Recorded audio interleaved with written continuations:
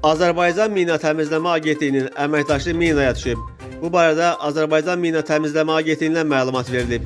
Məlumata görə işğaldan azad edilmiş Cəbrayıl rayonunun Mehdili kəndi ərazisində mina hadisəsi baş verib.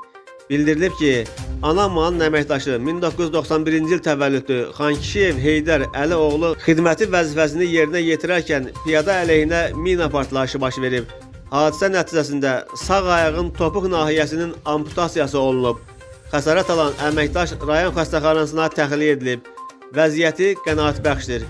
Qeyd edək ki, minaya düşən şəxs İmişli rayonunun Sarxanlı kənd sakinidir.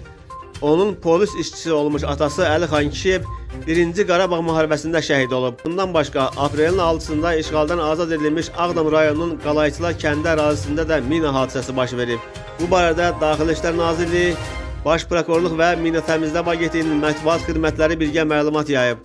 Məlumatda bildirilir ki, Ağdam rayonu Qalayçılar kənd sakini 1983-cü il təvəllüdlü Məmmədov Səbuhi Elmanoğlu minalardan təmizlənməmiş əraziyə daxil olaraq piyada əleyhinə minanın partlayışı nəticəsində ayağından xəsarət alıb. Xəsarət alan şəxs xəstəxanaya təxliyə edilib. Faktla bağlı Ağdam rayon prokurorluğunda araşdırma aparılır.